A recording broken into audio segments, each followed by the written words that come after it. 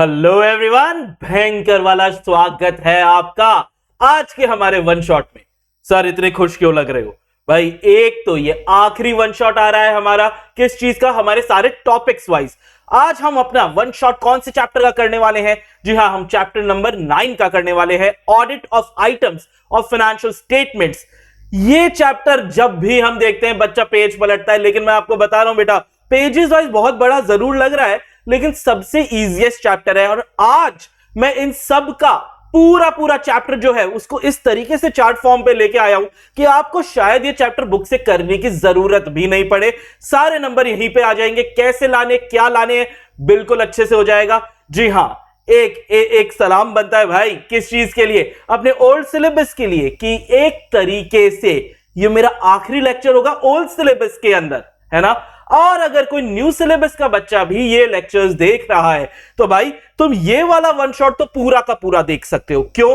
क्योंकि new syllabus में ये है आपका चैप्टर नंबर 5, ओल्ड सिलेबस के अंदर ये है आपका चैप्टर नंबर, ये है हमारा आज ओल्ड सिलेबस के हिसाब से हम कर रहे हैं चैप्टर नंबर 9, लेकिन न्यू सिलेबस में ये कौन सा चैप्टर हो गया? चैप्टर 5 हो गया। और जी हां, एग्जैक्ट सेम है, कुछ बदलाव नहीं है। ये one of the few chapters है जिसको as it is new syllabus में लिया गया है। इतना इंपॉर्टेंट है, ICAI इसको बहुत ज्यादा इज्जत देता है। और ये चैप्टर बेटा हम करके जाएंगे। फिर बोल रहा हूं, मैं हर चैप्टर के लिए नहीं बोलता, लेकिन इस चैप्टर के लिए कह रहा हूं कि अगर वन शॉट से कर लिया तो भी पूरे नंबर जी हां ला सकते हो इस चैप्टर से। हर चैप्टर में यह चीज काम नहीं करती है बेटा, लेकिन इस चैप्टर में काम कर जाएगी। तो आइए टॉपिक वाइज अगर अपन देखें, audit of items of financial statement, मतलब ये चैप्टर पढ़ने से पहले कुछ एक अजम्पशन तुम्हारे दिमाग में होने चाहिए। क्या अजम्पशन? कि भाई जिस एंटिटी की तुम ऑडिट कर रहे हो, जिस एंटिटी के फाइनेंशियल स्टेटमेंट की तुम ऑडिट कर रहे हो, वो एंटिटी एक कंपनी है। यानी वो कंपनीज एक्ट 2013 वाली उसका इस पे ये कानून लग रहा है, ये अज्यूम करके रखो, क्योंकि कई पूरा चैप्टर बनाई इस हिसाब से है कि आप एक कंपनी की ऑडिट कर रहे हो।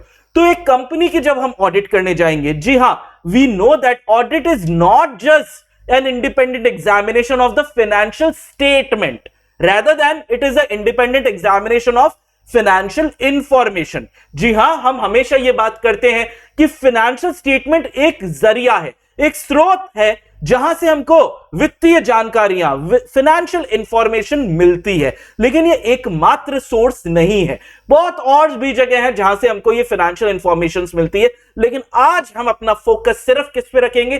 फाइनेंशियल स्टेटमेंट पे। एक कंपनी के फाइनेंशियल स्टेटमेंट में तुमको P&L, statement of profit and loss मिलता है, और स्टेटमेंट ऑफ बैलेंस शीट मिलती है, आपको स्टेटमेंट ऑफ अफेयर मिलता है। इसमें एडवांस अकाउंट्स तुम लोग बेटा पढ़ चुके हो, तो तुमको फॉर्मेट वगैरह जो है शेड्यूल 3 के हिसाब से वो बहुत अच्छे से याद होना भी चाहिए। है तो अच्छी बात है, होना चाहिए, और उसी को हम मेजरली देखेंगे। टॉपिक्स आज हम क्या क्या कवर करने वाले हैं? सर एक तो हम असर्शन के बारे में बात करेंगे, कई बार बात कर लिए, एक बार इस बात को दोहराएंगे। उसके बाद हम बैलेंस शीट के यहां से लेके यहां तक,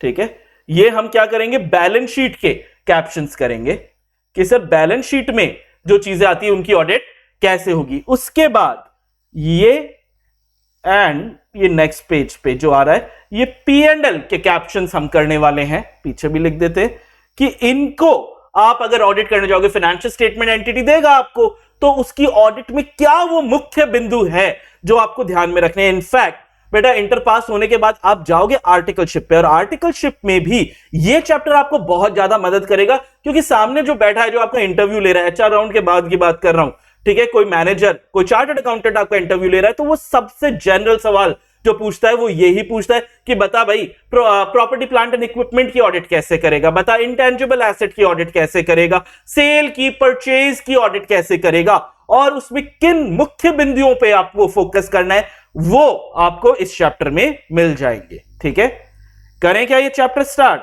आइए, सबसे पहले असर्शंस की अपन बात कर रहे थे, आओ असर्शंस को देखते हैं। सबसे पहले जब हम असर्शंस की बात करते हैं, असर्शंस बेटा कई बार पहले भी पढ़ा हुआ है ना। क्या होता है असर्शन? सर ये रिप्रेजेंटेशन है। रिप्रेजेंटेशन कौन दे रहा है सर? सर ये मैनेजमेंट दे रहा है। किसको दे रहा है सर? ऑडिटर को दे रहा है। कैसे दे रहा है? कुछ बता रहा है मैनेजमेंट ऑडिटर को, चाहे एक्सप्लिसिटली बताए चाहे अदरवाइज बताए। बुक में क्या लिखा हुआ है? अदरवाइज, मतलब एक्सप्लिसिट का अदरवाइज क्या हुआ? इंप्लिसिट हुआ।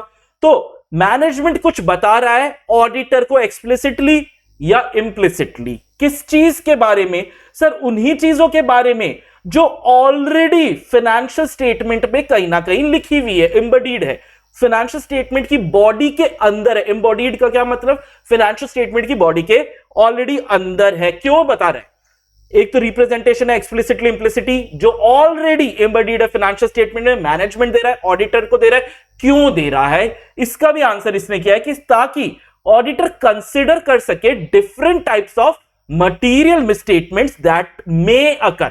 ठीक है, फाइनेंशियल स्टेटमेंट के बारे में कुछ एक्स्ट्रा ज्ञान दे रहा है ऑडिटर को मैनेजमेंट, ताकि ऑडिटर समझ सके क्या इस जानकारी से कोई मटीरियल मिसस्टेटमेंट अफेक्ट हो सकता है, क्या हो सकता है तो कोई और ऑडिट प्रोसीजर लगाना है या नहीं। ये चीज है ऑडिटर को, ये तो बात तुम्हें पता ही है, ऑडिटर को ड्रॉ करना होता है ऑडिट प्रोग्राम, है ना। ऑडिट प्रोग्राम में क्या लिखते हैं सर? ऑडिट के प्रोसीजर लिखते हैं, ताकि वेरीफाई किया जा सके वो सारे असर्शंस जो मैनेजमेंट ने दिए हैं by obtaining sufficient appropriate audit evidence. और ऑडिट प्रोसीजर से ऑडिट एविडेंस मिलता है फॉर क्लेम्स। ये ऑडिट एविडेंस आपको किसके चाहिएंगे sir? Class of transactions, account balance और डिस्क्लोजर्स। आप लोग को पता है टेक्निकली हम फाइनेंशियल स्टेटमेंट्स नहीं लिखते हैं, हम क्या लिखते हैं? Class of transactions, account balance and disclosure लिखते हैं। तो यही बात है कि भैया जो आपका ऑडिट प्रोग्राम है जिसमें आपके ऑडिट प्रोसीजर होंगे, जिससे आप चाहोगे कि सफिशिएंट एप्रोप्रिएट ऑडिट एविडेंस मिले, किसके बारे में सर? यही असर्शंस के बारे में। और ये ऑडिट एविडेंस आप किन के लिए लोगे? वही class of transaction, account balance और डिस्क्लोजर के बारे में लोगे। अब इस चैप्टर के अंदर आपको मैनेजमेंट जो इनकम स्टेटमेंट के असर्शन देता है, मैनेजमेंट आपको इनकम स्टेटमेंट के जो असर्शंस देता है उनका क्या मतलब होता है, और फिर आगे चलेंगे अपन कि बैलेंस शीट के बारे में जो मैनेजमेंट असर्शंस देता है उनका क्या मतलब है। पहले तो अभी अपन मतलब समझेंगे। याद रखने की कोशिश करना है अपने को कि इनकम स्टेटमेंट के लिए क्या क्या असर्शन आते हैं। सबसे पहली चीज ये देखो, मतलब अभी देख लेंगे लेकिन पहले चीज समझो कि अगर इनकम स्टेटमेंट है, यानी सेल है, परचेज है, सैलरी है, पावर बिल है, रेंट है, कुछ भी है, ये इनकम स्टेटमेंट के पार्ट है। इसके बारे में मैनेजमेंट ने अपने को कुछ एक्स्ट्रा ज्ञान दिया। वो ज्ञान को अपन किन पैरामीटर्स पे देखेंगे? तो ज्ञान होगा अकरेंस के बारे में कि कब ये ट्रांजैक्शन अकर हुआ।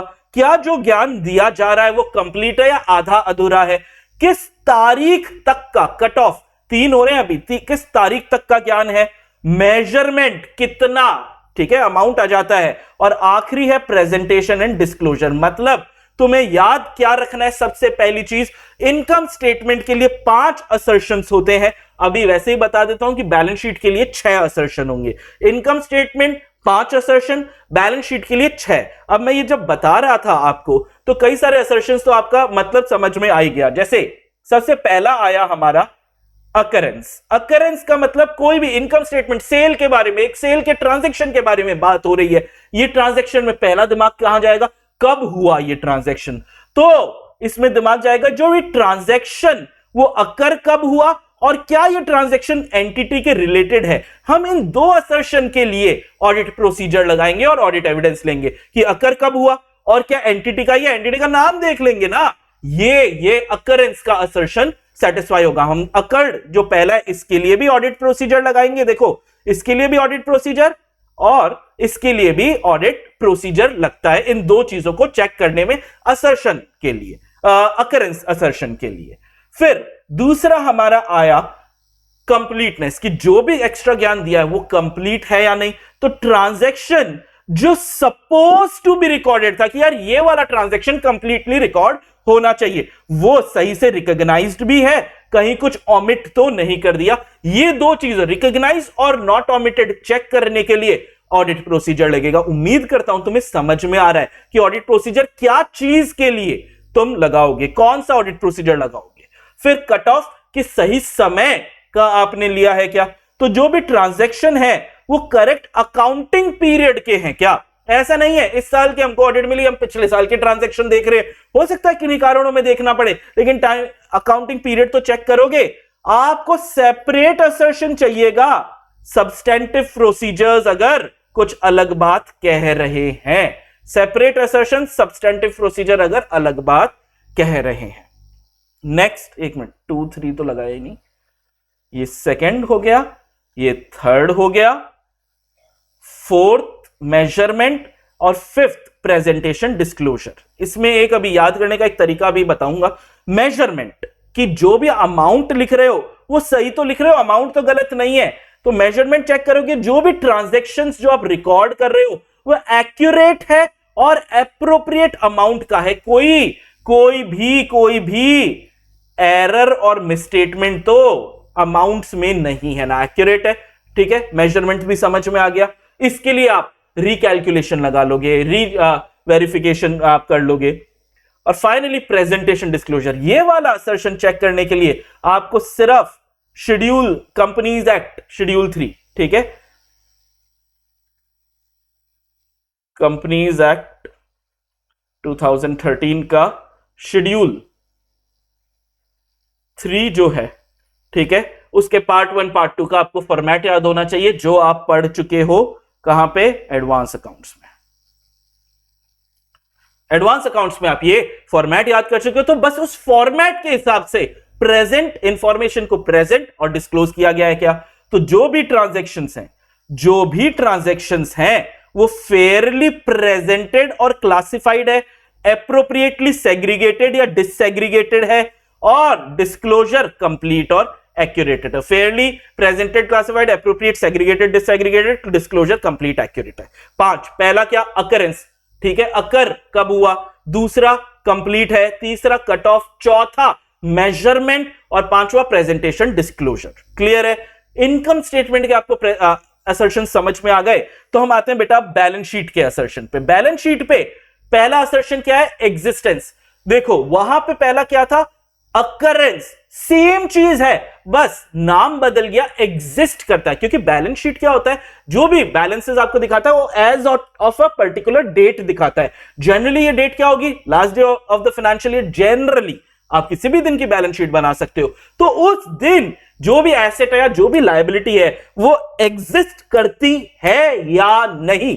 ठीक है, तो ये चीज हम चेक करने वाले हैं, एग्जिस्टेंस, कि भाई उस दिन बैलेंसेस एग्जिस्ट कर रहे हैं या नहीं कर रहे। दूसरा आपका है, सेम है, कंप्लीटनेस, वहां पे भी दूसरा कंप्लीटनेस था, यहां पे भी कंप्लीटनेस है, सेम है कि बैलेंसेस जो सपोज टू बी रिकॉर्डेड थे वही रिकॉग्नाइज्ड है, कुछ ऑमिट तो नहीं हुआ ना, सेम है।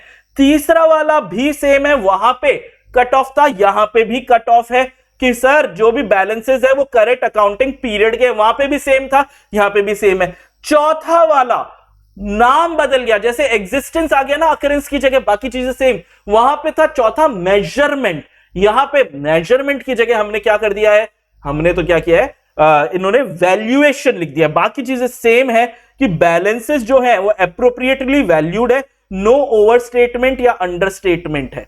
ठीक है, पांचवा वहां पे तो पांचवा आखिरी था, वहां पे तो पांचवा प्रेजेंटेशन डिस्क्लोजर था, यहां पे छठा वाला है। अंदर की चीजें सेम है कि balances fairly presented, classified, appropriately segregated, disaggregated, disclosure complete, accurate, ये तो सेम है। तो सर बस एक नया क्या आ गया सर, एक ये राइट्स एंड ऑब्लिगेशन, ये वाला एक असर्शन, एक्स्ट्रा असर्शन है बैलेंस शीट के लिए कि भैया इसमें एसेट्स के लिए जो है आपके राइट्स में आप ओनरशिप चेक करोगे, लीगल टाइटल, जो भी एसेट है वो आप ही का है या नहीं। ठीक है, और लायबिलिटीज के लिए चेक करोगे कि क्या ये एंटिटी की ही ऑब्लिगेशन थी या किसी और की ऑब्लिगेशन, कहीं एंटिटी तो नहीं चुका रही है, डायरेक्टर की पर्सनल ऑब्लिगेशन कहीं एंटिटी तो नहीं भर रही है। क्लियर है, उम्मीद करता हूं ये समझ में आ गया होगा। 1 2 3 4 एक बार लगा देते हैं।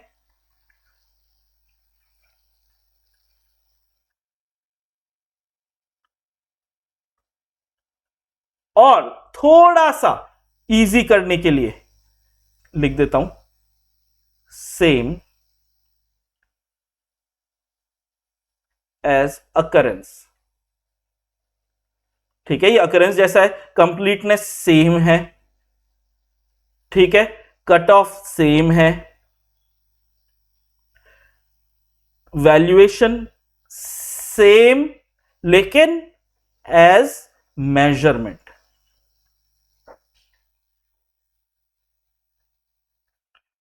मेजरमेंट जैसा है, ठीक है। ये वाला नया है, ऐसे याद हो जाएगा, और फिर ये सेम है, ऐसे याद हो जाएगा पक्का। तो जो नया है उस पे सवाल आने की संभावना भी ज्यादा हो जाती है। क्लियर? पक्का? कोई दिक्कत नहीं होगी तुम लोगों को? चलो, दिक्कत नहीं है तो हम सबसे पहले बैलेंस शीट को उठाते कि यार एक बैलेंस शीट मेरे पास कंपनी की बैलेंस शीट पड़ी है, उसको मैं कैसे ऑडिट करूंगा? तो सर पूरी बैलेंस शीट एक साथ तो ऑडिट करोगे नहीं, एक एक चीजों को चेक करोगे। तो सबसे पहली चीज जो हम एक बैलेंस शीट की देख रहे हैं वो है शेयर कैपिटल। किसको चेक करेंगे हम? शेयर कैपिटल को चेक करते हैं। तो सुनो, शेयर कैपिटल एक बड़ा सारा टॉपिक है। शेयर कैपिटल में आप क्या चीजें चेक करोगे? देखो, कौन कौन से असर्शन चेक करने वाले हैं? Existence, completeness and valuation. सुनो, कुछ इंपॉर्टेंट चीजें बता रहा हूं। कई बार ऐसे है सिर्फ शेयर कैपिटल के भाई ऑडिट कैसे करेगा ये पूछता है, तो जो तेरी मर्जी वो लिख। अभी कई सारे पेजेस शेयर कैपिटल पे चलेंगे बेटा, ये कई सारे पेजेस जो है ना ये शेयर कैपिटल पे ही चलने वाले हैं। तो इनमें से जो पॉइंट तेरे को याद रहे ना वो लिख देना। लेकिन बहुत ध्यान से इस चैप्टर के सवाल को पढ़ना कि क्या जनरल शेयर कैपिटल या किसी भी चीज के बारे में सवाल किया गया है या फिर किसी पर्टिकुलर असर्शन के लिए सवाल किया गया है। और एक की चीज बताऊं, जैसे तुमको अभी दिख रहा है, तुमको तो इधर दिख रहा है, मेरे को इधर दिख रहा है कि एग्जिस्टेंस, कंप्लीटनेस एंड वैल्यूएशन तीनों असर्शन को मिक्स करके किया है। ऐसा कभी भी है ना इसमें असर्शंस के नाम नहीं लिखता जब मल्टीपल असर्शंस पूछता है। आगे आएंगे जिसमें किसी पर्टिकुलर असर्शन के बारे में वो टॉपिक दिया हुआ रहेगा, उसमें सवाल आने की संभावना ज्यादा होती है रेदर देन दिस। इसमें जनरल आएगा, ठीक है। मान लो तुम्हारे सामने सिर्फ शेयर कैपिटल पड़ी है, बता भाई। तो अभी एक बार पढ़ने से पहले तुम भी, क्योंकि अब इतने तुम चैप्टर्स, इतने सब्जेक्ट्स पढ़ के आए हो, शायद तुमको एक अच्छा आइडिया है कि शेयर कैपिटल अगर तुमको चेक करनी है, वेरीफाई करनी है, वाउचिंग नहीं, बैलेंस शीट है ना, वेरीफाई करनी है कि जितना अमाउंट लिखा हुआ है वो सही है या नहीं है, तो कैसे कैसे देखोगे? कुछ चीजें आपको पता होंगी। आइए, सबसे पहला सर मैं क्या काम करूंगा? मैं टैली करूंगा पीरियड का बैलेंस, पीरियड एंड बैलेंस की सही अकाउंटिंग ईयर सही है और बैलेंस कितना, वो अमाउंट सही है क्या। फिर शेयर कैपिटल है सर, हम कैश फ्लो स्टेटमेंट करके आए हैं, हमें पता है ऊपर भी हो सकता है शेयर कैपिटल, नीचे भी, मतलब बदलाव हो सकता है, इसलिए चेंज कर दिया। चेंज अगर या तो चेंज है या तो चेंज है या तो चेंज नहीं है। अगर चेंज है तो वेरीफाई करेंगे लिमिट्स ऑथराइज्ड कैपिटल की मेमोरेंडम ऑफ एसोसिएशन से। सिंपल सी चीज है। लॉ पढ़ के आए हो, जी हां, अगर तुमको एडवांस अकाउंट्स और लॉ पढ़ के आए हो तो ये चैप्टर तुम्हारे लिए बच्चा चैप्टर है बेटा, और पूरे के पूरे नंबर लाओगे इस चैप्टर में लाने, एक नंबर नहीं छोड़ना है। चैप्टर 10 और चैप्टर 9 में तुम्हारा एक नंबर भी नहीं जाना चाहिए, ये इजीएस्ट चैप्टर्स में से आते हैं। तो वेरीफाई करो लिमिट्स, अगर बदलाव है तो बदलाव एमओए के अंडर है, कॉमन सेंस है। और अगर बदलाव अगर नहीं है तो भाई इस बात का WR ले लो कंपनी सेक्रेटरी से। कंपनी सेक्रेटरी लिख के दे कि शेयर कैपिटल में कोई चेंज नहीं हुआ है साल भर में, ये लिख के दे दे, हमको एक ऑडिट एविडेंस मिल जाएगा। क्लियर है? तीसरा, अगर बदलाव करेंगे या कुछ भी करेंगे तो रेजोल्यूशंस तो पास होने चाहिए ना। ये भी लॉ में तुमको पता है कब ऑर्डिनरी रेजोल्यूशन, कब स्पेशल रेजोल्यूशन पास होता है, तो उस रेजोल्यूशन की कॉपी ले लो, हमारे एविडेंस में काम आ जाएगा। और ऐसे मनमर्जी से हम बदल देंगे नहीं सर, बहुत सारी लीगल रिक्वायरमेंट है, कंप्लायंसेस हैं कंपनीज एक्ट के, सेबी के, मिनिस्ट्री ऑफ कॉर्पोरेट अफेयर के, तो उनको भी चेक करेंगे बेटा। 5 पॉइंट है, कोई 4 पॉइंट जो कॉमन सेंस के हैं, तो आप लोग ध्यान दे लेना। इजी, पक्का। ये एग्जिस्टेंस, कंप्लीटनेस एंड वैल्यूएशन मिलाकर है। अब सर शेयर हम प्रीमियम पे भी दे सकते हैं, शेयर क्या हम डिस्काउंट पे दे सकते हैं? हाँ दे सकते हैं, उसकी भी सिचुएशन है, उन पे भी आएंगे। पहले हम बात कर रहे हैं सर प्रीमियम की, पहले हम किसकी बात कर रहे हैं? शेयर इशूड एट प्रीमियम, ठीक है। तो सर पहली चीज ही हमको गुरप्रीत सर ने अच्छे से करवा दिया है कि सेक्शन 52 जो है कंपनीज एक्ट का 2013 का, वो सिक्योरिटी प्रीमियम रिलेटेड है, 53 डिस्काउंट टू रिलेटेड है, तो कंप्लायंस विद सेक्शन 52, बस इतना। क्या है वो याद है तो लिख दो, नहीं याद है तो मत लिखो। दूसरा, जो भी ट्रांसफर किया है अमाउंट, जो भी अमाउंट सिक्योरिटी प्रीमियम का लिया है वो सिक्योरिटी प्रीमियम अकाउंट में ट्रांसफर कर दिया या पॉकेट में लेके घूम रहे हो। फिर प्रीमियम को आप अपनी मनमर्जी से यूज कर सकते हो। नहीं सर, लॉ में ये भी पढ़ा है, स्टेट करो पर्पस जहां पे अमाउंट आपने अप्लाई किया है। ठीक है, जैसे आप अनइश्यूड शेयर को मेंबर्स को दे सकते हो as fully paid bonus share, या राइट ऑफ कर सकते हो प्रिलिमिनरी एक्सपेंसेस या कमीशन या discount paid, premium on redemption of preference shares या डिबेंचर, या सेक्शन 68 के हिसाब से बायबैक भी कर सकते हो। ये सब ऑडिटर वेरीफाई करेगा। क्या ये बातें आपने लॉ में पढ़ी है? हाँ सर, हाँ बोल दो, मैंने तो गुरप्रीत सर को बोल दूंगा। ठीक है, लॉ, ठीक है, ये भी लॉ, ये दो चीजें तो भाई एज इट इज आपने लॉ से उठा ली है और यहीं के नंबर मिल जाएंगे आपको। फिर सर जैसे प्रीमियम पे हम डिस्काउंट इशू करते हैं, वैसे हम डिस्काउंट पे क्या हम नॉर्मली इशू कर सकते हैं? नहीं कर सकते। ये फिर आ गया एक लॉ का टॉपिक कि सर सबसे पहले तो चेक करो 53। ठीक है, वैसे तो आप shall not issue share at discount, लेकिन सर इसका भी एक्सेप्शन है। कब कर सकते हो? सेक्शन 54 बोलता है सर स्वेट इक्विटी शेयर दे सकते हो अपने एम्प्लॉय को। ठीक है, या अपने क्रेडिटर्स को एना स्टैट्यूटरी रेजोल्यूशन या डेब्ट रीस्ट्रक्चरिंग में दे सकते हो। ये भी लॉ, दोनों की दोनों चीजें, ठीक है, लॉ में पढ़ी है। ठीक है, या पढ़ना चाहिए। नहीं पढ़ी तो जाओ रे यार, पहले वहां पे पढ़ो। ठीक है, लॉ में पढ़ी है तो जी हाँ, ये चैप्टर लॉ और एडवांस अकाउंट्स ही है। फिर ये भी बात शायद तुम लोगों ने पढ़ ली है लॉ में कि अगर कंपनी फेल हो जाती है सेक्शन 53 को कंप्लाई करने में, कंपनी और एवरी ऑफिशियल को क्या लगेगा?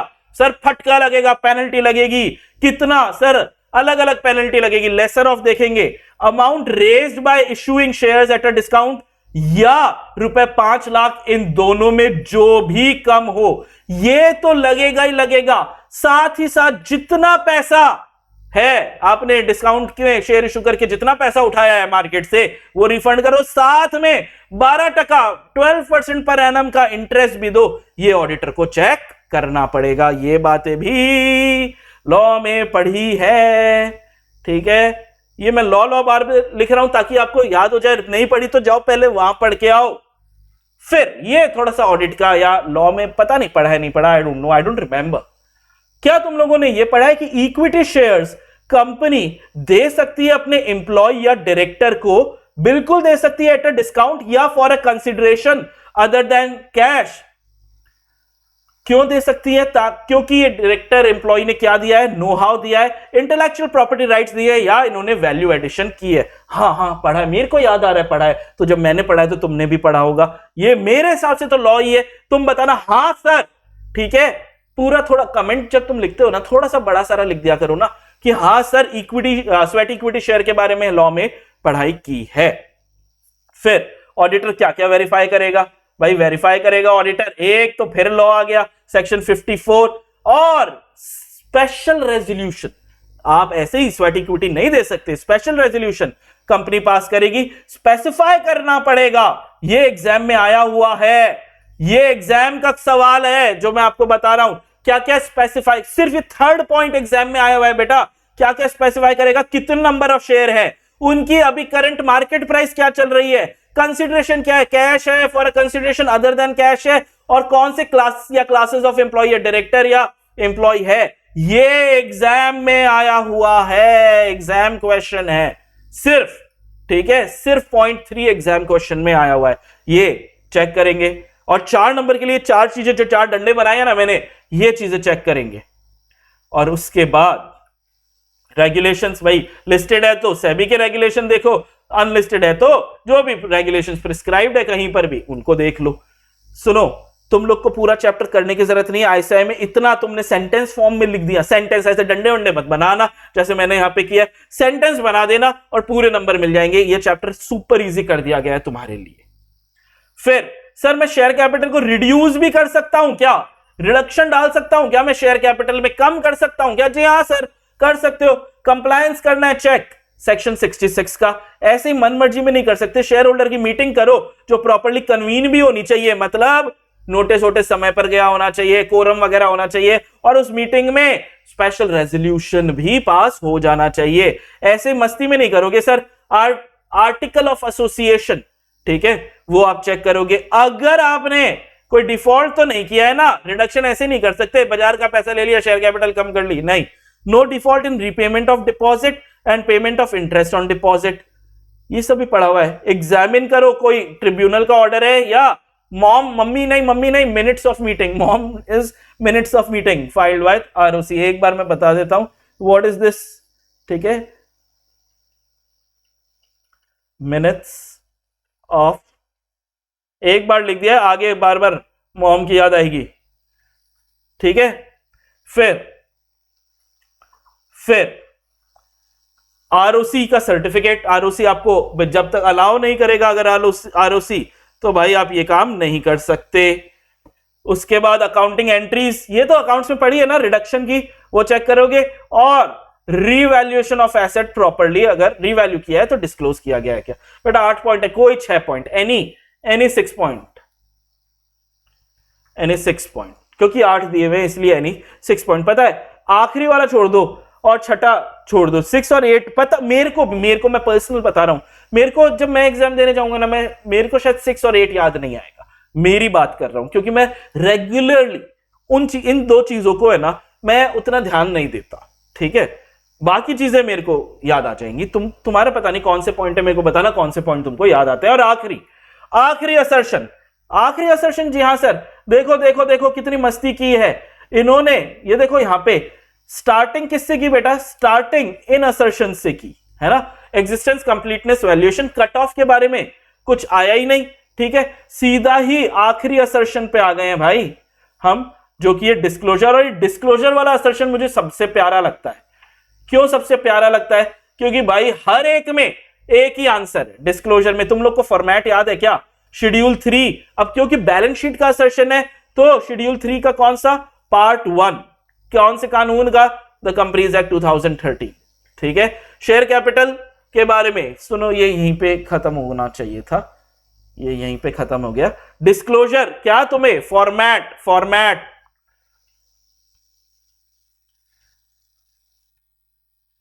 फॉर्मेट लर्न्ड इन एडवांस्ड अकाउंट्स किया है ना यार, तो बस वही फॉर्मेट के हिसाब से क्या कंपनी ने आपको शेयर कैपिटल दिया है, ऑथराइज इशू, जो भी आप लोग को याद है। इसके बाद आईसीआई ने अब क्या किया है बेटा, लास्ट 1.5-2 साल से ये एडिशनल इंफॉर्मेशंस भी दी हैं कुछ चीजों के बारे में, हर एक पे नहीं दिया है, एडिशनल रेगुलेटरी इंफॉर्मेशन कुछ चीजों के बारे में दी है। और इनमें से एक सवाल आना मोस्टली अब आता ही आता है, एक सवाल एडिशनल, ये शेयर कैपिटल के बारे में है, आगे 2-4 चीजों के बारे में और है, ठीक है। तो उनमें से एक सवाल आता है, ये तो मतलब मेरे को लगता है फ्री के नंबर है। सुनो तुम लोगों ने, अरे चैप्टर 8 ऑडिट रिपोर्ट नहीं, ये तो न्यू सिलेबस के हिसाब से है।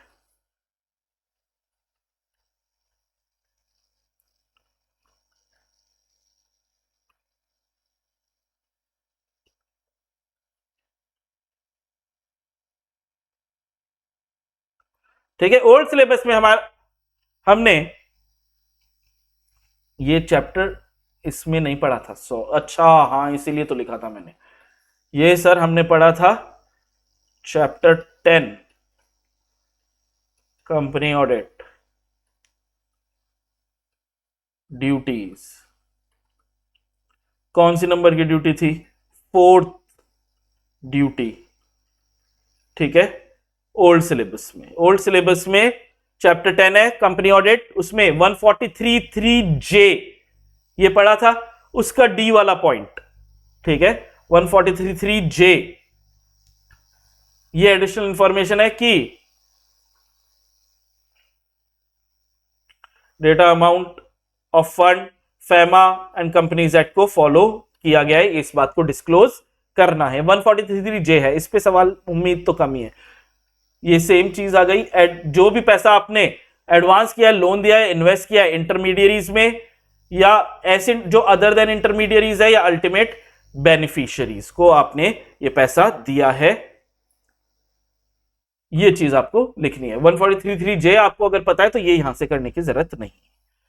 फिर शेयर कैपिटल के बाद नेक्स्ट बैलेंस शीट के अंदर टॉपिक क्या आता है भाई, नेक्स्ट टॉपिक आता है हमारा reserves and surplus. Reserve and surplus की ऑडिट कैसे करोगे? सबसे पहले रिजर्व एंड सरप्लस होते क्या है सर? ये वो अमाउंट्स हैं जो एप्रोप्रिएटेड है आउट ऑफ प्रॉफिट, जिसको नॉट इंडेंटेड टू मीट, कोई इंटेंशन नहीं था कोई लायबिलिटी के लिए, क्योंकि लायबिलिटी के लिए अगर रखे या कंटिजेंसी के लिए लगे तो एक प्रोविजंस बन जाएंगे, या कमिटमेंट या diminishing in value of asset, इनके लिए नहीं है। बस बिना किसी कारण के आपने अलग रख दिया है, no to exist at the balance sheet date, ये रिजर्व्स वगैरह आपके सरप्लस रहेंगे। पहला असर्शन जिसको हम चेक कर रहे हैं यहां पे, क्योंकि एग्जिस्टेंस है, हैड इट बीन अ पीएनडल का कोई कैप्शन, तो मैं यहां पे एग्जिस्टेंस की जगह क्या लिखता बेटा? पता है था तुमको? एग्जिस्टेंस की जगह कौन सा असर्शन लिखता अगर ये पीएनडल का कैप्शन होता? जी हां, अकरेंस। तो एग्जिस्टेंस, अब सिंगल एक असर्शन पे पॉइंट्स दिए हुए हैं, सिंगल असर्शन पे दिए हुए हैं ना बेटा, एग्जाम में आ सकता है, लेकिन इतने पॉइंट्स ही नहीं है, सिर्फ एक ही पॉइंट है। ट्रेस करो, टैली करो कि भाई रिजर्व सरप्लस आपको एग्जिस्ट करता है नहीं करता, ये चेक करना है। तो ट्रेस करो, टैली करो opening balance with previous year का क्लोजिंग बैलेंस, प्रीवियस ईयर का क्लोजिंग बैलेंस ही इस साल का ओपनिंग बैलेंस है या नहीं, ये चीज चेक कर लो। फिर कंप्लीटनेस एंड वैल्यूएशन, ये मिक्स्ड है। पीएनडल, सिर्फ पीएनडल के बारे में बात हो रही है, तो पीएनडल कंप्लीट है या नहीं है, तो trace the movement in statement of पीएनडल and statement of change in equity, कोई बदलाव तो होंगे ही पीएनडल में, तो क्या है, और इस चीज को verify by board resolution. Finally आया भाई तीसरा, डिस्क्लोजर। डिस्क्लोजर तो हमेशा एक ही आंसर है भैया, शेड्यूल 3 पार्ट 1 कंपनीज एक्ट 2013। अभी पार्ट 1 चल रहा है, जब पीएनडल पे आएंगे तो पार्ट 2 आ जाएगा। फिर बोरोइंग्स, जो हमने लोन लिए हैं, जो पैसा हमने लोन पर लिया है, उसको कैसे चेक करेंगे? एग्जिस्टेंस। बेटा सिंगल असर्शन है, एग्जाम में आने की संभावना है, और जी हां ये इंपॉर्टेंट मैं मार्क कर रहा हूं। क्यों?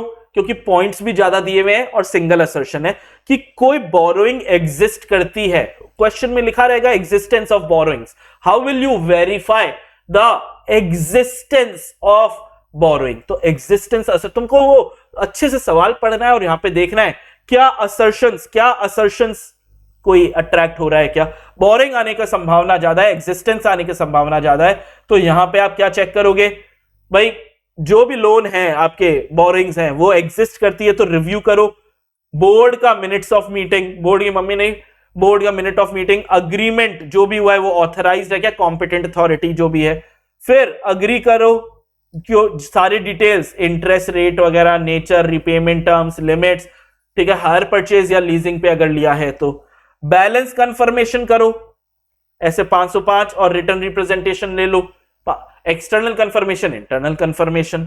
और अगर बोरोइंग डिबेंचर की है तो डिबेंचर है तो डिबेंचर ट्रस्ट डीड बनेगी, डिबेंचर में ट्रस्ट डीड बनेगी, नहीं तो नहीं बनेगी। 4 नंबर के लिए बेटा एग्जिस्टेंस का ये सवाल आने की उम्मीद रहती है, 4 पॉइंट, बस इससे ज्यादा कुछ भी करना नहीं है। एग्जिस्टेंस के बाद आया बेटा कंप्लीटनेस। एग्जाम के लिए उतना इंपॉर्टेंट क्यों नहीं लगता? क्योंकि ज्यादा टॉपिक की नहीं दिए गए, ठीक है ना, टॉपिक दिए गए।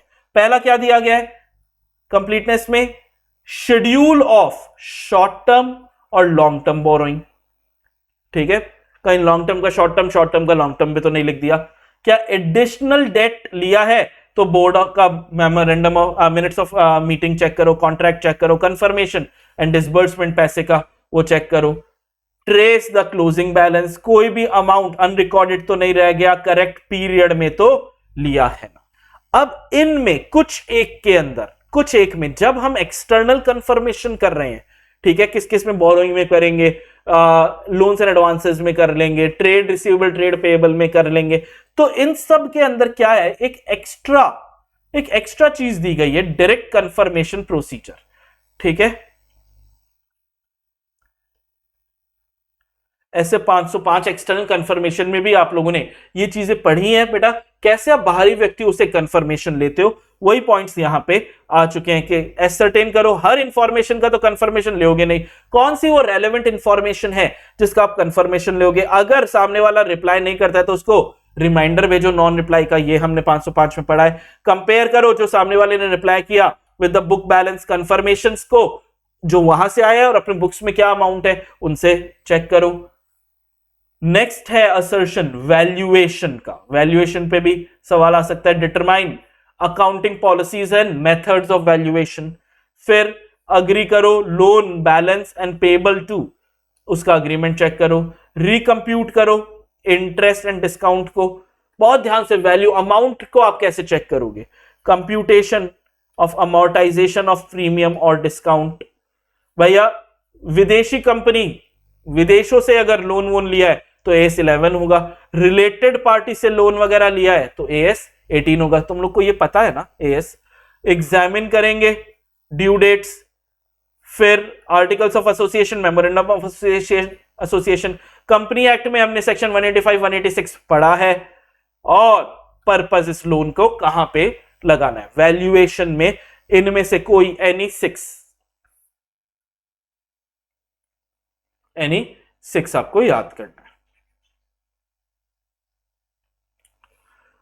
Additional regulatory information. अब ये इंफॉर्मेशन आप लोग कारों के अंदर या कंपनीज एक्ट में ऑलरेडी पढ़ चुके हो। आओ देखते हैं एडिशनल रिगार्डिंग बोरोइंग। ठीक है, रिगार्डिंग बोरोइंग।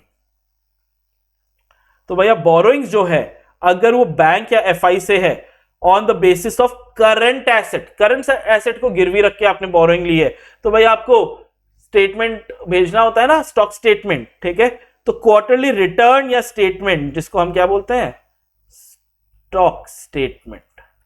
ठीक है, अग्री कर रहे हैं क्या विद बुक्स और नहीं कर रहे तो स्टेटमेंट और reconciliation and reason for material discrepancy. ये हम लोगों ने पढ़ा हुआ है। कहां पे पढ़ा हुआ है, कारों में पढ़ा हुआ है। कारों में इन्वेंट्री वाले के नीचे। ठीक है,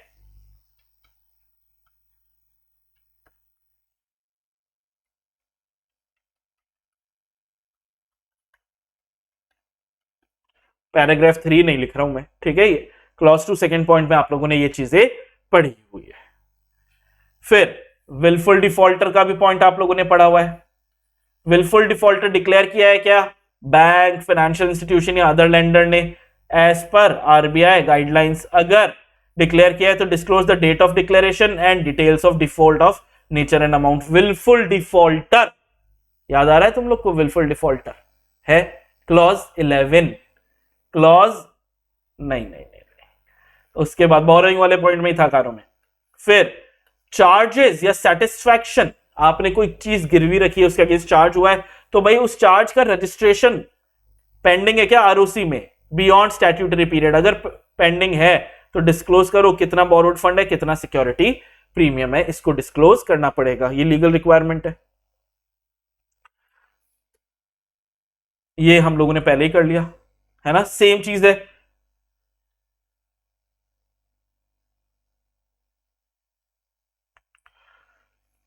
नेक्स्ट आइए देखते हैं ट्रेड रिसीवेबल को कैसे चेक करेंगे। ट्रेड रिसीवेबल जब आप पढ़ रहे हो तो बेटा ट्रेड पेबल आइडियली इसका उल्टा ही होता है। तो एक चीज को अच्छे से कर लो, दूसरी चीज अपने आप होती है। अपन आज के वन शॉट में दोनों ही करेंगे लेकिन आपके एग्जाम में ये चीज इजी पड़ेगी। तो सबसे पहला असर्शन हमारा आया एग्जिस्टेंस का। एग्जिस्ट करता है जो भी डेटर है, ट्रेड रिसीवेबल है, असली में है या नहीं ये चेक करना है। तो यार नकली कब हो सकता है, जब हमारे कंट्रोल्स खराब हो, तभी कोई अकाउंटेंट या कोई भी नकली इंफॉर्मेशन डाल सकता है ना। तो सबसे पहली चीज हम क्या चेक करेंगे, कंट्रोल्स चेक करेंगे कि कहीं कोई इनवॉइस 2 बार तो रिकॉर्ड नहीं हो गई, एक झूठी इनवॉइस, एक सही इनवॉइस, या रिसीवेबल बैलेंस जो ऑटोमेटिकली तो कोई रिकॉर्ड नहीं हो गया। ये चीज हम चेक करेंगे, कंट्रोल्स चेक करेंगे। फिर जो अकाउंट रिसीवेबल है वो कितना पुराना है, एजिंग रिपोर्ट। अब ये एजिंग रिपोर्ट वर्ड जो है ना ये कई बार आएगा तुम्हारे आगे। एजिंग मतलब कितना पुराना है सर, 10 साल पुराना मेरा डेटर है। अरे 10 साल हो गए अभी तक पैसा नहीं दिया, ऐसा कैसा डेटर है, करंट एसेट है, आइडियली साल भर के अंदर मिलना चाहिए था, करंट एसेट का तो यही मतलब होता है। तो एजिंग रिपोर्ट आप चेक करोगे कितना पुराना डेटर है। फिर रियलाइजेशन, जो भी पैसा आ रहा है वो इनवॉइस वाइज आ रहा है। ठीक है, कोई अभी की इनवॉइस का पहले दे दिया, अब 2 महीने पहले क्या उसका अभी तक दिया ही नहीं है, ऐसा तो नहीं हो रहा है, आगे पीछे। फिर अगर हुआ है कभी कभार तो उसका reason, justification for any overdue of large balances. यहां पर भी जैसे अभी अपन ने डायरेक्ट कंफर्मेशन लिया था, यहां पर भी डायरेक्ट कंफर्मेशन एक अलग से अपन ले सकते हैं। क्वेश्चन अलग से बन सकता है कि what are the direct confirmation procedures for verifying trade receivable, इस तरीके से सवाल बनेगा। तो ऐसे 505 वाली चीजें आप दिमाग में रखोगे भाई। आप डायरेक्ट कंफर्मेशन जब भी करोगे डेटर्स का, वो पहले एंटिटी का कंसेंट लेना होगा, वही तो एड्रेस वगैरह देगा। फॉर्म ऑफ रिक्वेस्टिंग कंफर्मेशन भाई, पॉजिटिव नेगेटिव किस तरीके का आप बना रहे हो, विथ और विदाउट बैलेंस दे रहे हो। मेथड ऑफ सिलेक्शन, कैसे आप कौन से डेटर को भेजना है वो सिलेक्ट कर रहे हो, और अगर कोई डिस्क्रिपेंसी आ गई तो रिवील्ड बाय द कंफर्मेशन, उससे आप कैसे टैकल कर रहे हो। उसने कुछ और बता दिया, हमारे बुक्स में कुछ और है। अगर रिप्लाई रिसीव नहीं हुआ तो भाई क्या करना पड़ेगा, ऑल्टरनेटिव प्रोसीजर करना पड़ेगा। Agreeing balance to cash received and preparing detailed analysis of balance and finally related party receivable है क्या, ये इन तरीके से आप डायरेक्ट कंफर्मेशंस लोगे। नेक्स्ट असर्शन क्या आया, कंप्लीटनेस। सबसे पहला हमारा आया था एग्जिस्टेंस, ठीक है। अब आया है नेक्स्ट कंप्लीटनेस, कि जो भी अमाउंट डेटर्स में लिखा है वो सही है क्या। तो इनवॉइसेस इशूड जो लास्ट फ्यू डेज में, जनरली 5 दिन का हम देख लेते हैं, वो चेक करोगे। अकाउंट डिस्पैच्ड गुड्स इनवॉइस्ड, भाई जितने भी गुड्स जो है, जो ऐसा अकाउंट दिखा रहा है कि डिस्पैच हो चुके हैं, डिस्पैच हो गया, उसका बिलिंग हो गई क्या, इनवॉइस हो गई क्या। मैच इनवॉइसेस विद शिपिंग और dispatch log. Review process of discount and incentive, ये तो हम लोगों ने फ्रॉड वाले चैप्टर में भी पढ़ा था। And review credit memos. Valuation assertion कैसे चेक करेंगे कि अमाउंट सही लिखा है क्या, वही एक तो एजिंग रिपोर्ट देख लो, लिस्ट ऑफ डेटर जो अंडर लिटिगेशन में केसेस चल रहा है, प्रोविजंस जो एप्रोप्रिएट रेट पे है, schedule of movement of bed deaths, कि बेड डेथ्स को कब आप कोई भी एक जो है डेटर है वो बेड डेथ्स आपने कर दिया या बेड डेथ्स रिकवर्ड हो गया है, चेक राइट ऑफ। और फाइनली जब आप डिस्क्लोजर दे रहे हो तो यार डिस्क्लोजर में आपको आपके डेटर्स को कैसे बताना है कि यार AS11 चेक करो, फॉरेन में भी डेटर हो सकता है, AS18 रिलेटेड पार्टी, 189 एंड कारो 2020, इन 4 चीजों को आप देखोगे। नेक्स्ट हमारे पास आया कि sir cash and cash equivalents जो है। अब देखो कैश की ऑडिट अलग होती है, कैश इक्विवेलेंट में बैंक भी आ जाता है। एक साथ अगर पूछा गया है तो सबके पॉइंट आपको कॉमन लिखना है, शॉर्ट टर्म इन्वेस्टमेंट भी तो आ जाएगा। तो सबसे पहली चीज आई sir assertions existence and completeness. Cash and cash equivalent की कैसे चेक करेंगे सर, एक तो कैश है तो हमेशा सरप्राइज होगा, कोशिश करो last day of the year हो और अगेन आफ्टर फ्यू डेज, ताकि कोई भी गड़बड़ी नहीं हो। Desirable for the cashier to be present, क्योंकि आपने कैश काउंट करके उसको खड़ा रखो वहीं पे और उसको बोलो ले साइन मार यहां पे कि तू भी जिम्मेदारी लेता है, हाँ इतना कैश मिला है। क्या कोई स्लिप है कि भाई कई बार पर्ची पे लिख के देते हैं ना, हाँ मैं तेरे को कल पैसे दूंगा साइन करवा के जा, चाय वाले के साथ जनरली ये काम करते हैं ना, चिट या IOU, ठीक है। And finally perform sensitivity analysis, cash sensitivity कि कब कैश ज्यादा कब कैश कम, ये चीज चेक करोगे। क्योंकि सिर्फ कैश नहीं है, वी हैव बैंक ऑल्सो, तो बैंक के लिए तो सर BRS बन जाएगा। BRS बनाना सिखा रहे हैं हमको, जैसे हमें आता नहीं है कि tally the balance as per bank book, cheques issued but not presented for payment, checking all the material reconciling items, ये सब चीजें चेक करनी है। यहां पर भी भाई अगर कैश इक्विवेलेंट है तो बैंक है अगर, तो सर मैं बैंक से भी तो डायरेक्ट कंफर्मेशन करना होगा मेरे को।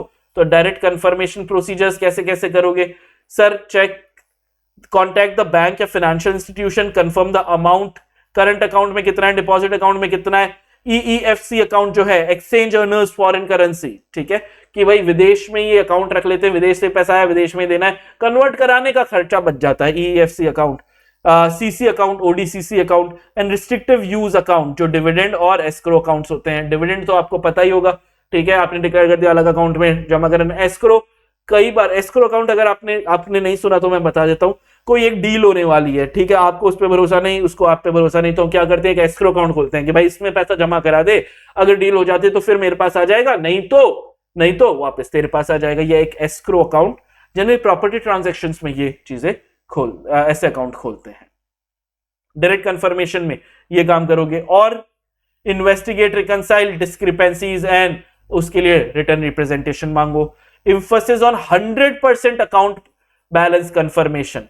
लेकिन अगर बैंक से रिप्लाई नहीं मिलता है तो क्या करना पड़ेगा सर, एडिशनल प्रोसीजर। अब इस पे अलग से सवाल बन जाता है कि डायरेक्ट कंफर्मेशन प्रोसीजर में अगर बैंक रिप्लाई नहीं कर रहा है तो क्या करोगे, agree the balance with the bank statement, interest और ऑनलाइन, इंटरेस्ट नहीं रहे, internet login, internet interest,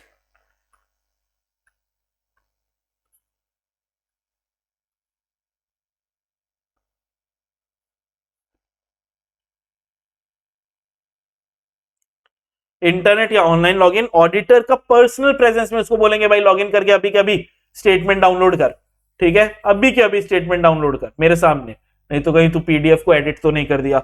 sending audit team member plus entity का पर्सनल बैंक ब्रांच में जाओ, उसको लेके जाओ साथ में और नया स्टेटमेंट लेके आओ अगर रिप्लाई रिसीव नहीं होता है। पता नहीं क्यों, अगर मैं होता तो मैं इस पे पक्का सवाल पूछता। फिर नेक्स्ट असर्शन, वैल्यूएशन असर्शन, कि भैया अमाउंट जितना है सही है क्या, bank account holding foreign currency, closing exchange rate check करो क्योंकि बैलेंस शीट में आएगा तो क्लोजिंग एक्सचेंज रेट, और फाइनली आया हमारा डिस्क्लोजर। तो यार ये तो सबसे बढ़िया लगता ही है ना, ये तो तुमको पता है ही ना।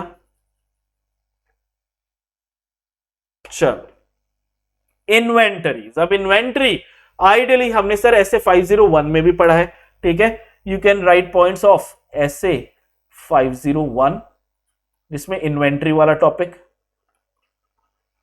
और आप लिख सकते हो कारो,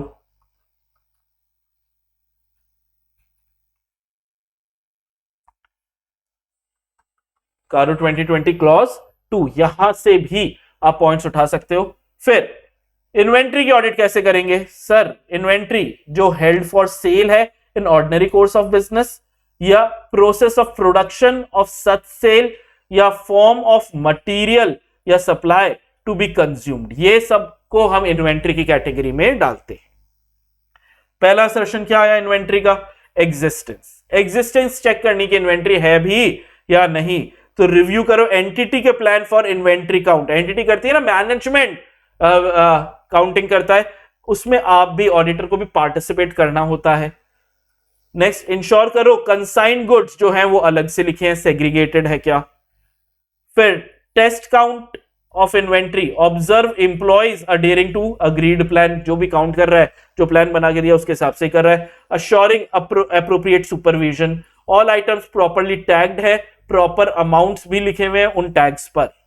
नेक्स्ट असर्शन आया हमारा कंप्लीटनेस कैसे चेक करेंगे, देखो एनालिटिकल प्रोसीजर लगाओ, inventory turnover ratio, vertical analysis and budgetary expectation, actual से बजट का एक्सपेक्टेशन चेक करो एक्चुअल से कितना अलग है।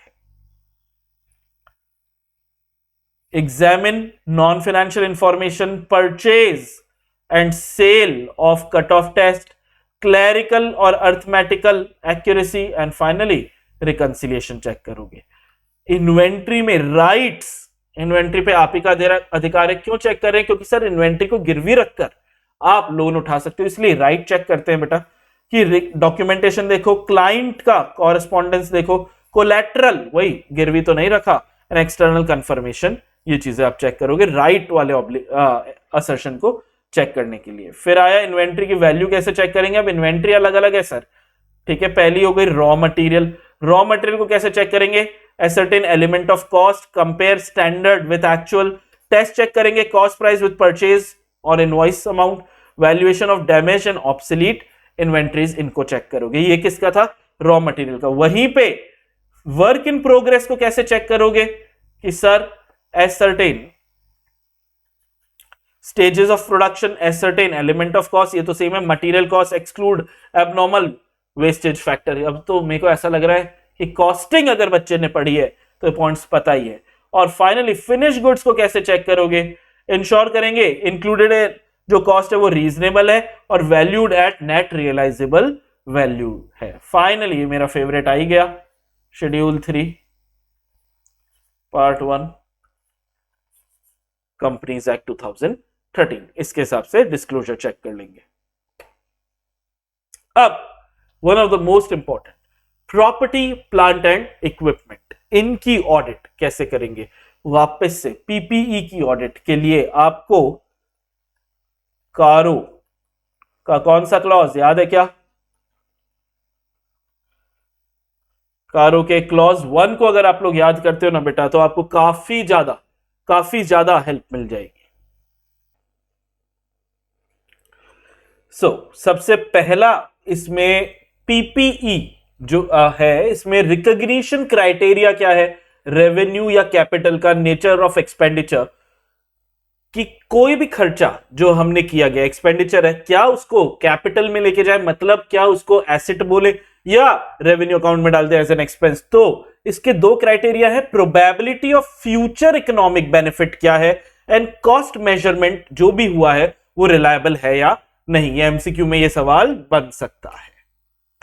फिर पहला असर्शन आ गया हमारा एग्जिस्टेंस चेक करने का। एग्जिस्टेंस में रिव्यू करेंगे entities plan for physical verification, वो वाले पॉइंट्स कॉमन हो जाते हैं।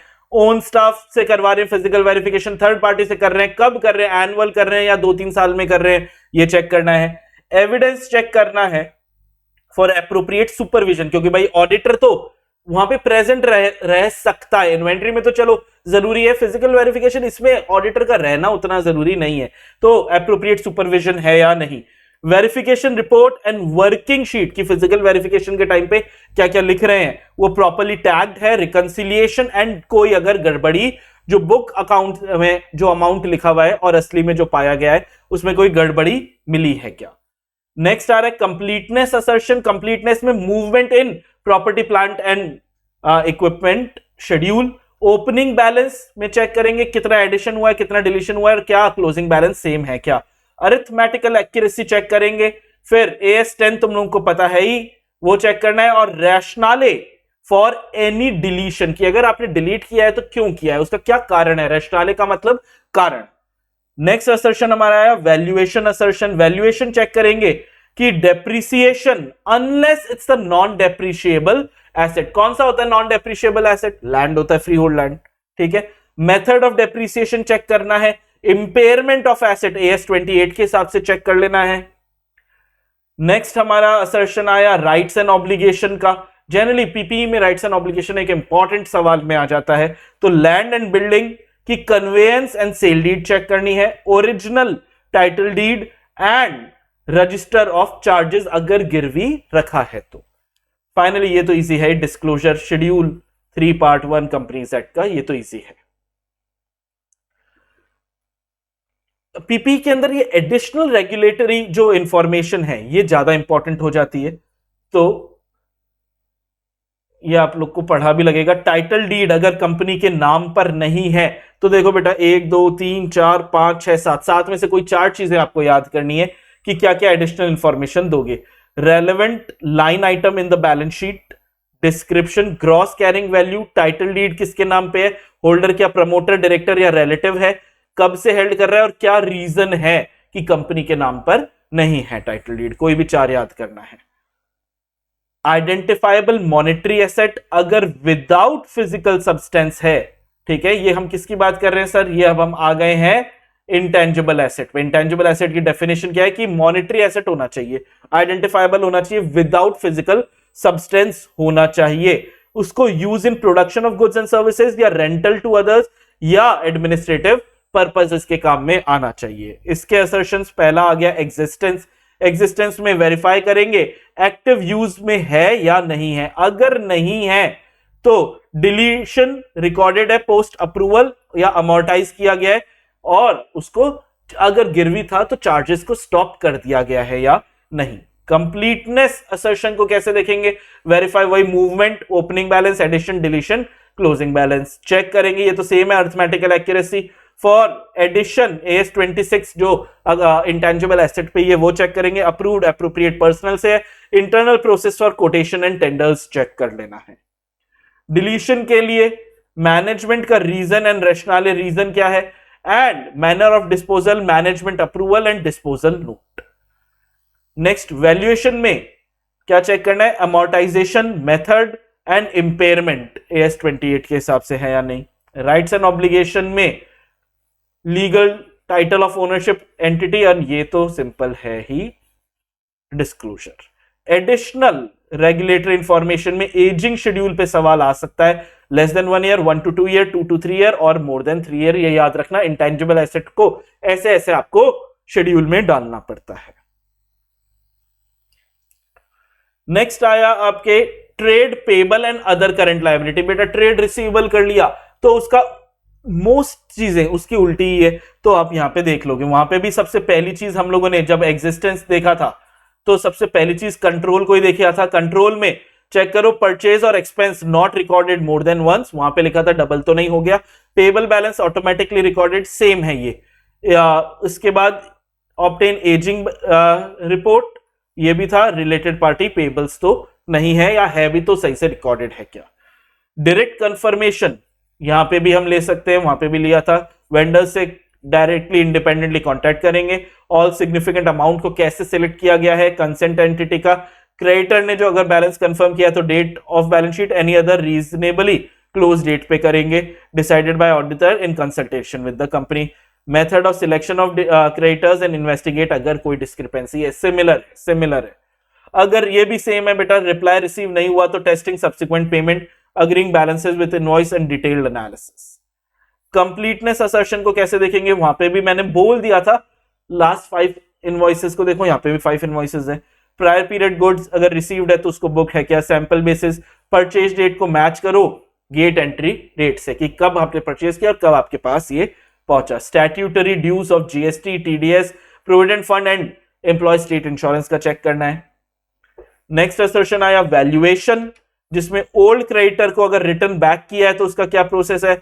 Ageing of payable, right back approved है क्या सीईओ या एमडी से, और विदेश में अगर पैसा देना है तो एस 11 के हिसाब से है क्या। डिस्क्लोजर तुम लोग को आता ही है, अब तो आता ही है। क्लियर, इजी, पक्का। नेक्स्ट चेक करना है loans and advances and other current assets को कैसे ऑडिट करेंगे। सबसे पहले एग्जिस्टेंस देखेंगे। सर एग्जिस्टेंस में डायरेक्ट कंफर्मेशन प्रोसीजर ले लेंगे, जो अभी तक इतने सारे किए थे वापस से करने की जरूरत नहीं है, वही वाली चीजें आएंगी। कंप्लीटनेस चेक करना है तो list of advances, verify loan agreement. Authorised है एमओए एओ के द्वारा, इंस्पेक्ट करो बोर्ड के minutes of meeting. Related party loans, balance with statutory authorities, वो जीएसटी और का, एंड स्टैट्यूटरी रिटर्न वगैरह फाइल्ड है या नहीं। वैल्यूएशन चेक करना है कि अलाउंसेस डाउटफुल अकाउंट में कैसे डालें। Ageing report, identify analyse account that appear doubtful. Right of कैसे किया, शेड्यूल ऑफ मूवमेंट, वही opening plus minus closing. And foreign में अगर एसेट लोन्स एंड एडवांसेस दिया है तो एएस 11 के हिसाब से। और डिस्क्लोजर तुम लोग को आता है। इजी है नहीं है, मेरे को बताओ। कॉमन सेंस वाले पॉइंट्स हो रहे हैं बेटा, रिपीट हो रहे हैं। अगर शुरुआत में अच्छे से पढ़ लिया तो ये एंड वाले तो भयंकर ही रिपीट में चले जाते हैं। एडिशनल रेगुलेटरी में लोन्स एंड एडवांसेस में बेटा कारों में भी पढ़ा था, ड्यूटीज में भी पढ़ा था, तो सेम है। लोन्स एंड एडवांसेस जो प्रमोटर, डायरेक्टर, केएमपी या रिलेटेड पार्टी को है, ऐसे वो जीजा जी फूफा जी याद है ना, repayable on demand without specifying terms and period of repayment. याद आया। सब्सटेंशियल डिग्री ऑफ एस्टिमेशन से मेजर किया है। Recognise present obligation, result of past event, probable outflow of resources, settle the obligation, reliable estimate amount of obligation. ये बकवास है। किसके लिए ये है, प्रोविजंस एंड कंटिंजेंसीज के लिए। ये क्या है, प्रोविजन कंटिंजेंसीज की डेफिनेशन है, इसीलिए बकवास है। हेडिंग तो बताई नहीं थी। फिर कंटिंजेंट लायबिलिटी, ये इंपॉर्टेंट हो जाता है। कंटिंजेंट पॉसिबल ऑब्लिगेशन क्यों है सर, पास्ट इवेंट की वजह से है। Existence will be confirmed, occurrence and non occurrence of uncertain future event not in control of the entity, control में नहीं होना चाहिए। और अगर रिकॉग्नाइज नहीं है, not probable outflow of resources to settle the obligation, amount can not be measured sufficient reliability के साथ। ये क्यों बता रहा हूं, ये बड़ा क्वेश्चन 3-4 के लिए नहीं आएगा, ये या तो 1-2 नंबर का 1 नंबर का करेक्ट एमसीक्यू आएगा या 2 नंबर का करेक्ट इनकरेक्ट आएगा। ऑडिट कैसे करनी है, ये है मेरा पार्ट। ऑडिट में एग्जिस्टेंस कैसे चेक करना है, obtain list of all provisions, compare with ledger balances. दूसरा, इंस्पेक्ट अंडरलाइंग अग्रीमेंट, जो वारंटी कमिटमेंट्स या लीगल और अदर क्लेम होते हैं। ये एग्जाम में आने की संभावना ज्यादा रहती है बेटा, आया भी बहुत बार है, इसके लिए मैं जरूर इस पे स्टार लगाऊंगा, एग्जाम में आने की संभावना ज्यादा है। Valuation,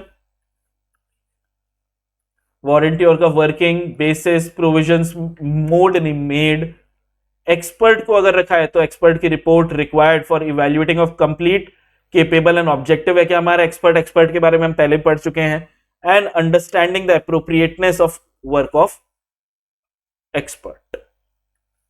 Obtained WR from management, made all provisions which were required to be made. Disclosure तुम्हारे लिए सिंपल है कि भैया बैलेंस शीट के बाहर आएगा लेकिन शेड्यूल के हिसाब से आएगा. एडिशनल रेगुलेटरी इंफॉर्मेशन, ये इंपॉर्टेंट है. बेनामी प्रॉपर्टी याद है तुम लोग को, एग्जाम में आया हुआ है, एग्जाम क्वेश्चन है बेटा ये भी. ठीक है, बेनामी प्रॉपर्टी में क्या क्या चीजें आप लोग डिस्क्लोज करोगे? डिटेल ऑफ प्रॉपर्टी, कब एक्वायर किया, कितने रुपए की है, बेनिफिशियरी कौन है, nature, status and companies view on proceedings. कोई 4 याद करने, मेरे को शुरू के 4 वाले ज्यादा इजी लगते हैं as compare to the last one. Relation with struck off companies, ये इस बार नवंबर 23 में पता नहीं क्यों ऐसा लग रहा है आने की उम्मीद ज्यादा है, क्योंकि पूछा नहीं गया है. स्ट्रक ऑफ कंपनीज के साथ क्या रिलेशन होगा भैया? डिस्क्लोज करना है. Name, nature of transaction, balance outstanding, relationship with struck off company, जिनका नाम रजिस्टर ऑफ कंपनीज ने उड़ा दिया है.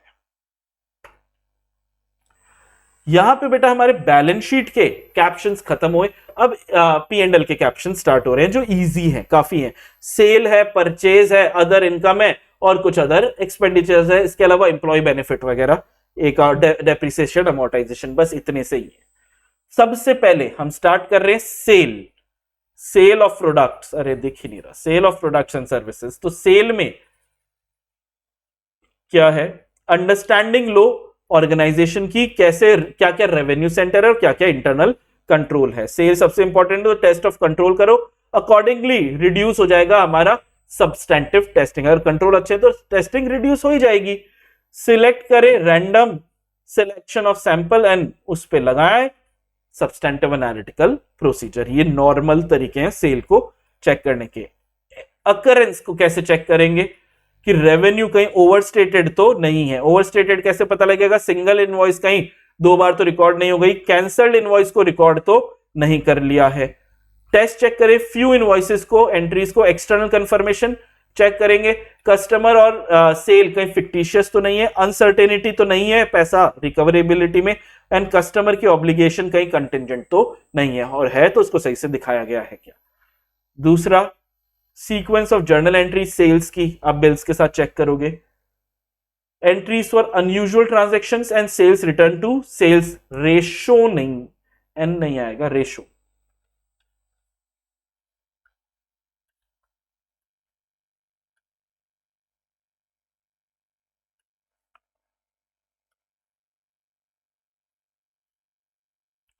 ठीक है. कंप्लीटनेस असर्शन, सेल को कैसे चेक करोगे भाई? वेरीफाई करेंगे क्रेडिट नोट्स को, ट्रेस करेंगे शिपिंग डॉक्यूमेंट को, रिकंसिलेशन करेंगे total sales to goods dispatch का क्या रेशो है, GST of tax return, GST tax कितना है और उसके रिटर्न सही से जीएसटीआर 1, जीएसटीआर 3B वगैरह सही से भरे गए नहीं भरे गए. सेल के लिए वैसे जीएसटीआर 1 आएगा. मेजरमेंट ट्रेस करेंगे फ्यू ट्रांजैक्शन शुरुआत से लेके अंत तक. एक्सपोर्ट सेल्स है तो AS11, अंडरस्टैंडिंग द क्लाइंट का ऑपरेशन क्या है और जनरली एक्सेप्टेड अकाउंटिंग पॉलिसीज क्या क्या है. डिस्क्लोजर में अब डिस्क्लोजर में क्या आ जाएगा? शेड्यूल तो 3 है लेकिन अब पार्ट 2 आएगा of the companies act 2013. Part 2 है, P&L है. सेल आ गया तो परचेज जनरली उल्टा ही हो जाता है, अपन करेंगे जरूर, लेकिन सेल के बाद है अदर इनकम.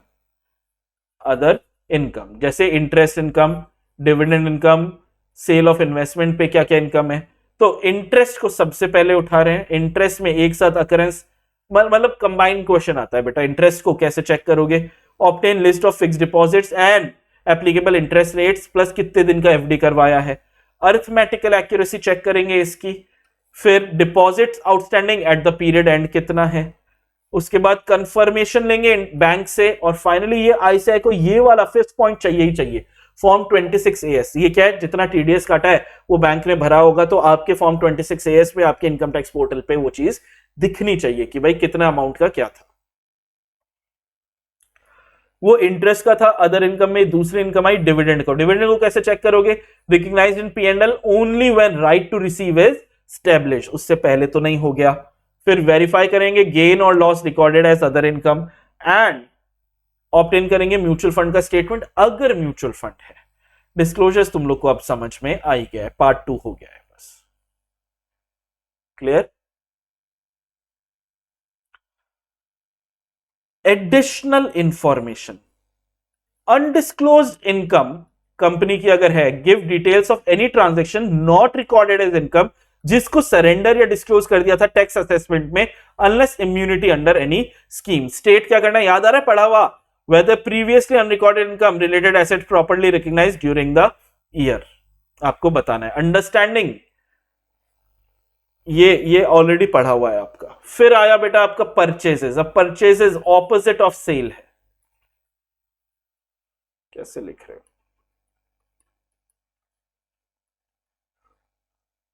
ठीक है, तो इजी लगेगा, वही सेम पॉइंट्स है। अंडरस्टैंडिंग ऑर्गेनाइजेशन की रेवेन्यू सेंटर की जगह प्रोडक्शन सेंटर आ जाएगा, इंटरनल कंट्रोल तो सेम ही है। Identify control over purchases, purchase cycle determine करेंगे कंट्रोल इफेक्टिव है या नहीं है। रैंडम सिलेक्शन लेंगे यहां पे भी और सैप करेंगे, सेम पॉइंट्स आप यहां पे भी यूज कर रहे हो। अकरेंस जो है उसमें क्या चेक करेंगे, परचेज नॉट अंडर या ओवर स्टेटेड है, फिक्टिशियस वेंडर तो नहीं है। Enter security gate inward register पे चेक करेंगे। क्वालिटी इंस्पेक्शन एंड गुड्स जो रिटर्न नोट्स है, रिसिट नोट्स है, प्रिपेयर्ड एंड साइंड है या नहीं है। Original purchase invoice, invoice booked only once and name of the entity occurrence में चेक होता है। Input tax related party transaction. फिर है कंप्लीटनेस एंड मेजरमेंट को कैसे चेक करना है। Cut off test, correct accounting period check, last 5 transaction, correct accounting treatment, obtain WR, analytical procedure for consumption, stock composition and ratio analysis आप लोग करोगे। जितना याद रहे, ये कॉमन सेंस वाला है इसीलिए तेज जा रहा हूं बेटा, और सेल का ऑपोजिट है। डिस्क्लोजर आप लोग को अब पता ही है, मार्क भी नहीं करूंगा, एग्जाम के लिए बहुत इंपॉर्टेंट है, इसको करके जाना। परचेज नहीं भी करोगे, सेल कर लिया, परचेज नहीं भी करोगे बिल्कुल चलेगा, लेकिन इंप्लॉय बेनिफिट को अलग से करेंगे। इंप्लॉयज तुम्हारे जितने सैलरी वगैरह दी है, और भी सैलरी के साथ बोनस होता है, ग्रेचुटी, प्रोविडेंट फंड, इन सबको आपको चेक करना है। तो फिर कॉमन पॉइंट्स तो सेम ही है। अंडरस्टैंडिंग लेंगे ऑर्गेनाइजेशन की। अब यहां पे रेवेन्यू सेंटर, प्रोडक्शन सेंटर की जगह हायरिंग एंड अप्रेजल प्रोसेस आ गया। टेस्ट ऑफ कंट्रोल करेंगे, payment process determine control effective है या नहीं है। रैंडम सिलेक्शन ट्रांजैक्शन का performs app, same points. Occurrence, completeness and measurement check करेंगे। तो प्रोसेस ऑफ कैप्चरिंग अटेंडेंस कि एम्प्लॉय कैसे आ रहा है, उसको अटेंडेंस कैसे, फिक्टिशियस एम्प्लॉय तो नहीं है, sample of employ, bank detail, कुछ लोगों का bank detail and ID proof check कर लोगे। लिस्ट ऑफ एम्प्लॉय, नए हायर्स का अपॉइंटमेंट लेटर चेक करो। कंटिन्यूअस जो लोग हैं उनका प्रोविडेंट और ESI चेक करो, और जो छोड़ के गए उनका full and final computation. Book में ये बहुत सारा दिया हुआ है, इससे कर लो, बहुत इजी पड़ेगा। और एनालिटिकल प्रोसीजर तो हर एक में लगाते ही है, यहां पे भी लगा देंगे। डिस्क्लोजर सही है ही है। डेप्रिसिएशन अमोर्टाइजेशन आपको बेटा इजी क्यों लगेगा, क्योंकि PPE में डेप्रिसिएशन के बारे में बात हो गई, और इंटेंजिबल एसेट के बारे में जब बात की थी तो अमोर्टाइजेशन हो गया। सेम चीजें यहां पे रिपीट हो गई कि सर एंटिटी की accounting policies for depreciation amortisation क्या है, क्या ये एज पर कंपनीज एक्ट है या अकाउंटिंग स्टैंडर्ड है, पॉलिसी कंसिस्टेंटली अप्लाइड है, और अगर चेंजेस हैं तो सही से डिस्क्लोज वगैरह कर दिया गया। डेप्रिसिएशन अमोर्टाइजेशन अगर चार्जेस हैं वैलिड है, एक्यूरेटली कैलकुलेटेड, एप्रोप्रिएट पीरियड में है। फिक्स्ड एसेट रजिस्टर चेक कर लो, एंड एनालिटिकल प्रोसीजर हर जगह हम लगा ही रहे हैं P&L के अंदर, तो यहां पे भी लगा देंगे। और आखिरी है जो एग्जाम के लिए बहुत इंपॉर्टेंट है, ऐसे लगातार अटेम्प्ट्स में इसके बारे में पूछ लेता है, क्या कि अदर एक्सपेंसेस को ऑडिट कैसे करोगे। अब पहले ये अदर एक्सपेंसेस कौन कौन से हैं वो देख लो। पावर एंड फ्यूल है, रेंट है, repair to building plant and machinery है, इस पे है ही नहीं, इनफैक्ट बताया ही नहीं है। इंश्योरेंस है, ट्रेवलिंग एक्सपेंसेस है, लीगल एंड प्रोफेशनल एक्सपेंसेस हैं, एंड मिसलेनियस एक्सपेंसेस है। इन सबको कंबाइंड क्वेश्चन बनता है बेटा, कंबाइंड क्वेश्चन बनता है इन सबका, ठीक है। बहुत इंपॉर्टेंट है कि सब कुछ इन सबका एक साथ अगर चेक करना है तो क्या करेंगे, एक्सपेंडिचर जो भी है, करंट ईयर क्या है, क्या revenue not capital expenditure, supporting document correct head में है, ऑथराइज्ड है, एंड रिलेशन टू एंटिटी है ना, किसी और का तो नहीं है। लेकिन अगर सेपरेट सेपरेट अगर देखना है तो कुछ इंपॉर्टेंट को देखेंगे, रेंट को देखेंगे, इंश्योरेंस को देखेंगे, लीगल प्रोफेशनल एक्सपेंस को देखेंगे, travel, repair, maintenance, printing, stationery and miscellaneous, इन सबको एक हेड में देखेंगे। रेंट में अब कई सारे पॉइंट इनके आगे के भी कॉमन है। रेंट में क्या देखोगे, मंथ वाइज शेड्यूल देखो, रेंट अग्रीमेंट चेक करेंगे पूरे 12 महीने का है या नहीं। एस्केलेशन क्लॉज तुम लोगों ने कॉस्टिंग में भी पढ़ा होगा, रेंट बढ़ता है एस्केलेशन क्लॉज। अग्रीमेंट जो है उसमें नेम ऑफ द एंटिटी ही है ना। पावर एंड फ्यूल ये एक रह गया था, पावर एंड फ्यूल को चेक करोगे तो फिर से सेम है कि मंथ वाइज शेड्यूल, अब रेंट अग्रीमेंट की जगह क्या आ गया, पावर बिल आ गया। रिकॉर्डेड 12 महीने का सेम ही है। समरी देखोगे कितनी यूनिट कंज्यूम हुई, एप्लीकेबल रेट क्या है, और रेट को सही से कैलकुलेट किया, अरिथमेटिकल एक्यूरेसी। मंथली ट्रेंड ऊपर नीचे, भाई गर्मियों में पावर बिल शायद ज्यादा आ जाए, सर्दियों में कम आ जाए, एसी की वजह से, उम्मीद कर रहा हूं ऐसा हो सकता है। इंश्योरेंस में क्या चेक करोगे sir, summary of policies, validity कब तक की है, क्लासिफिकेशन कैसे करोगे, प्रीपेड या करंट ईयर, पोस्ट पेड तो होता नहीं है, एक्सपायरी हो जाता है, सिर्फ प्रीपेड। लीगल एंड प्रोफेशनल में वही month end consultant wise summary check करोगे। रिटेनरशिप अग्रीमेंट हो जाता है साल भर का।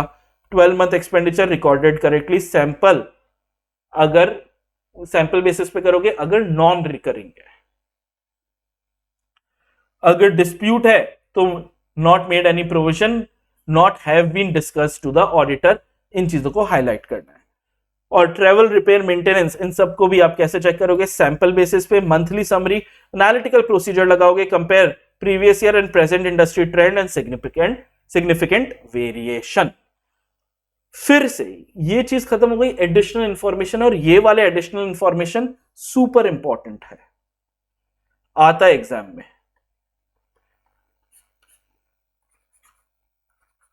ठीक है, एग्जाम में बहुत बार पूछा है। सबसे पहला भी ये लॉ वाला है, सबसे पहला कि सर सीएसआर एडिशनल इंफॉर्मेशन है। सबसे पहला सीएसआर सेक्शन 135 में क्या क्या डिस्क्लोज करते हैं, amount required to be disclose, expenditure कितना इनकर किया, कितना शॉर्टफॉल रह गया, पिछले साल का कितना शॉर्टफॉल था और क्या कारण थे। बेटा एग्जाम में आया हुआ है, एग्जाम क्वेश्चन है, ठीक है, आया हुआ है। एडिशनल से सवाल भर भर के आए हुए, बिल्कुल करके जाना है। इस बार नवंबर 23 में फिर मेरे को लग रहा है इस पे भी आएगा, इस पे आ चुका है सवाल, एग्जाम क्वेश्चन है, नवंबर 23 में फिर लग रहा है आएगा। Details of crypto and virtual currency, क्यों आएगा, क्योंकि अभी टैक्स में क्रिप्टो और पे लगा दिया ना वर्चुअल। डिस्क्लोज हम क्या क्या करें सर, P&L ऑन ट्रांजेक्शन, कितना अमाउंट ऑफ करेंसी है रिपोर्टिंग डेट पे, डिपॉजिट या एडवांस है एनी पर्सन से फॉर ट्रेडिंग एंड इन्वेस्टिंग, ये सब जानकारियां आपको एज एन ऑडिटर डिस्क्लोज करनी है। विद दिस कितना समय लगा, 1 घंटे 12 मिनट 36 सेकंड लगे।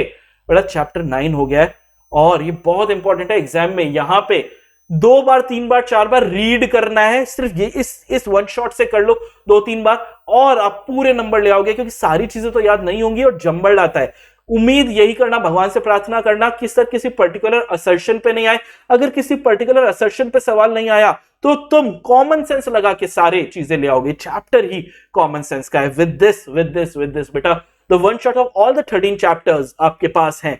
क्या यहां पे वन शॉट खत्म हो गए, नहीं बेटा, एक चीज और लेके आऊंगा, एमसीक्यूज में लेके आऊंगा इसी समय। अगले मंडे को आ रहे हैं मेरे लेक्चर्स, तो अगले मंडे आपको एमसीक्यू का भी, या मैं डेट अभी डिसाइड कर लेता हूं, उसका भी तुम्हारे पास ये आने वाला है वन शॉट, वो जरूर देख के जाना। मेरे साथ साथ कर लोगे, वैसे तो आंसर तुम्हारे पास ही है, लेकिन मेरे साथ कर लोगे ना तो रिटेंशन बढ़ जाएगा। Wish you all the very best. Audit है इजी चैप्टर्स हमेशा पहले करो, जो चीज आपको इजी लगती है वो हमेशा पहले करो। Wish you all the very best and I really hope कि आप ऑडिट में बेटा हाईएस्ट मार्क्स इस बार लेके आओगे ICAI में। Thank you so much.